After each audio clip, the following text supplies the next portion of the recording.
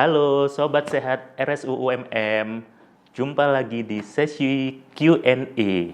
Kali ini saya, Dr. Gigi Andi Oktavianto, spesialis kedokteran gigi anak, akan membahas tema tentang menjaga kebersihan rongga mulut si kecil. Yuk kita mulai aja Q&A-nya. Seperti yang kita ketahui, rongga mulut ini adalah pintu gerbang atau pintu masuk dari dunia luar untuk masuk ke tubuh kita.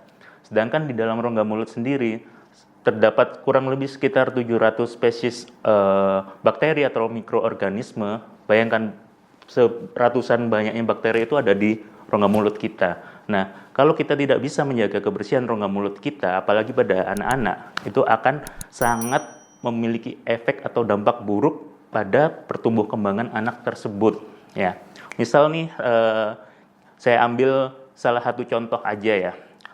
Pada anak giginya berlubang nih karena dia tidak memiliki kebiasaan untuk menyikat gigi secara rutin, kemudian dia sering mengkonsumsi makanan yang membuat gigi gampang berlubang. Ada tanda-tandanya bercak coklat dan hitam pada gigi anak tersebut. Kemudian dibiarkan nih karena anak tersebut tidak ada keluhan, sampai pada akhirnya lubang tersebut semakin dalam ya, dan menimbulkan keluhan sakit pada anak tersebut.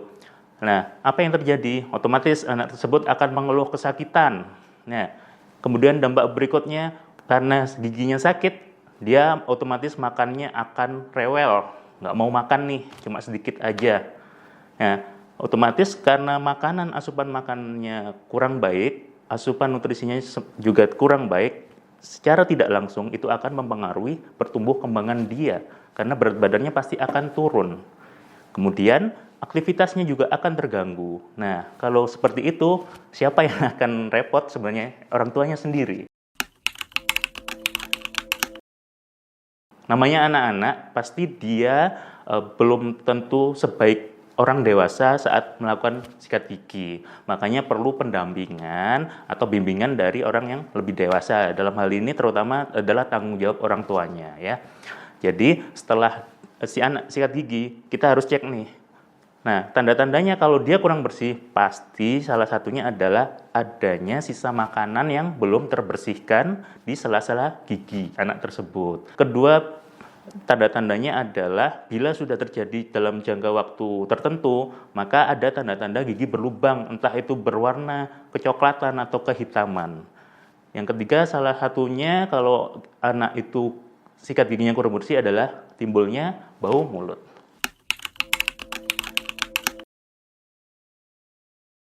Jadi, makanan dan minuman yang sering kali atau penyebab gigi berlubang yang pada akhirnya akan menjadi sumber masalah terhadap kesehatan rongga mulut, itu adalah yang pertama, makan dan minuman yang mengandung sukrosa atau gula yang manis-manis ya.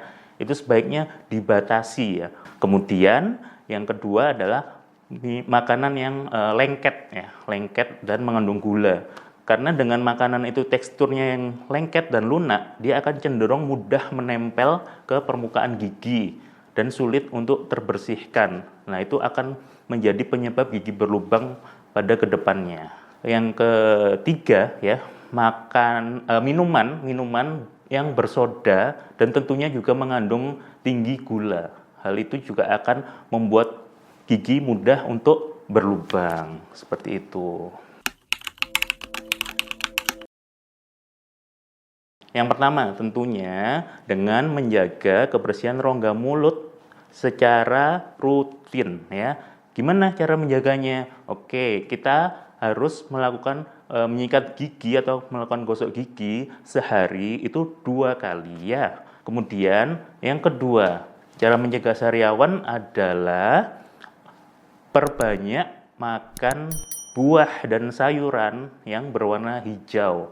Karena salah satu penyebab terjadinya sariawan ini adalah kekurangan vitamin B12, kemudian kekurangan zat besi dan juga zinc. Dengan kekurangan itu kita bisa menyuplainya dari buah-buahan dan sayuran berwarna hijau. Contohnya apa? Buah-buahan bisa jeruk, bisa tomat, kemudian sayur-sayuran berwarna hijau banyak kan. bisa bayam, bisa sawi, bisa kangkung kayak gitu. Berikutnya ya, keempat ya. Perbanyak minum air putih ya. Dengan kita cukup minum air putih perharinya, istilahnya mukosa di rongga mulut kita akan terhidrasi ya. Terhidrasi ini berarti dia tidak mengalami kekeringan, cukup kelembapannya. Nah, dengan kelembapan yang cukup maka tidak mudah terjadi sariawan. Jadi untuk menjaga kebersihan rongga mulut pada anak itu adalah yang paling minimal ya, lakukan menyikat gigi atau menggosok gigi sehari itu 2 kali ya, yang wajib ya. Terus kapan waktunya? Itu yang paling penting adalah malam hari sebelum kita tidur ya. Kemudian yang kedua kapan? Yang kedua adalah saat pagi hari setelah kita sarapan ya. Jadi jangan sampai kebalik nih. Kebanyakan yang terjadi di masyarakat ya, yang pagi hari ini adalah kita bangun, mandi, gosok gigi, kemudian baru sarapan. Jadi percuma setelah kita gosok gigi, kita sarapan, rongga mulut itu akan kotor lagi karena kita makan ya. Jadi untuk pagi hari ini yang paling benar adalah gosok gigi dilakukan setelah sarapan. Oke, 2 kali ya. Kemudian ada lagi orang tua yang tanya nih, "Dok, kalau misalnya gosok giginya ditambahin waktu mandi sore hari, boleh nggak?" Jawabannya boleh. Tapi itu sifatnya sunnah ya, boleh dilakukan, boleh tidak. Mungkin karena kebiasaan kita mulai kecil, saat mandi kita harus gosok gigi, maka dilakukan aja enggak apa-apa. Tapi yang paling penting yang wajib 2 tadi ya. Oke. Kemudian ada pertanyaan lagi nih yang masuk nih. Dok, pasta gigi yang recommended untuk anak-anak apa ya? Nah, ini saya nggak bisa menjawab merek apa, karena saya nggak di-endorse merek apapun nih. Jadi, yang paling penting adalah pasta gigi tersebut khusus untuk anak-anak ya. Kemudian yang kedua mengandung fluoride ya. Fluoride ini karena bagus untuk kesehatan gigi secara keseluruhan. Nah, seberapa banyak dok yang pasta gigi yang bisa kita berikan? Oke. Jadi pada anak-anak yang belum bisa berkumur dengan baik, belum bisa berkumur dengan sempurna, biasanya kurang dari usia 4 atau 5 tahun, itu sebaiknya hanya diberikan sebesar biji beras ya. Jadi tipis aja di ujung kepala sikatnya.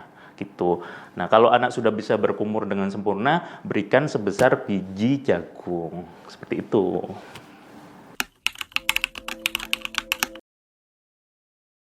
Jadi, gimana caranya nih anak tetap senang menjaga kebersihan rongga mulutnya? Sebenarnya kebiasaan menjaga rongga mulut ini harus dilakukan sejak usia 0 bulan. Bahkan sejak saat dia sang anak ini barusan dilahirkan ke dunia ini. Ya. Jadi setiap habis memberikan ASI, si sang ibu atau sang ayah harus membersihkan rongga mulut si kecil, biarpun pada si kecil ini belum tumbuh gigi, hanya gusi aja. Itu tetap harus dibersihkan. Caranya gimana? Gunakan kain kasa yang sudah celupkan ke air hangat matang ya, kemudian bersihkan kayak di swab gitu aja ke gusi baik atas maupun bawah hingga ke permukaan belakang ya.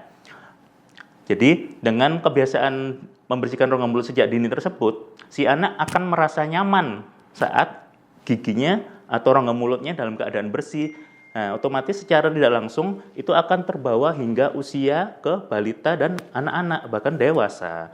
Jadi dengan seperti itu, karena dia sudah terbiasa ya rongga mulutnya bersih, saat sudah tumbuh gigi, anak tersebut akan tetap rajin untuk membersihkan rongga mulutnya karena dia akan merasa risih kalau rongga mulutnya tidak bersih. Nah, kemudian apa usaha kita untuk menjaga anak tersebut tetap rajin ya untuk menjaga kebersihan rongga mulutnya? Yang pertama, libatkan dia ya sang anak ini untuk memilih pasta gigi apa yang dia sukai. Jadi misal ada rasa buah-buah tertentu nih, dia suka yang apa? Misal jeruk atau melon. Ya sudah, kita berikan yang sesuai dengan keinginan dia. Yang kedua, sikat gigi itu kan banyak nih bentuknya yang lucu-lucu nih. Ada superhero atau ada binatang tertentu. Nah, anak ini libatkan dalam pemilihan untuk sikat gigi tersebut apa yang dia sukai. Dengan begitu, dia akan sudah punya keinginan atau ketertarikan untuk semangat menjaga kebersihan rongga mulutnya. Kemudian berikutnya adalah kita sebagai orang tua, baik sang ayah atau sang ibu, kita juga terlibat aktif dalam pendampingan sang anak ini untuk menjaga kebersihan rongga mulutnya. Misal, kita luangkan waktu quality time ya, saat malam hari sebelum tidur, kita lakukan nih gosok gigi bareng atau gosok gigi bersama, jadi sesuatu yang menyenangkan. Supaya dalam ingatan sang anak itu sampai usia tumbuh dewasa nanti, dia akan teringat terus bahwa menyikat gigi menyenangkan bersama orang tuanya itu hal yang wow, ini sungguh luar biasa. Jadi aku akan melakukan ini terus sampai nanti, karena secara tidak langsung memori itu sampai ke alam bawah sadarnya dia. Seperti itu. Oke, Sobat Sehat, gimana? Sudah terjawab semua pertanyaan di Q&A kali ini? Oke, semoga bermanfaat ya. Sampai jumpa di sesi Q&A selanjutnya. Bye-bye. Assalamualaikum warahmatullahi wabarakatuh.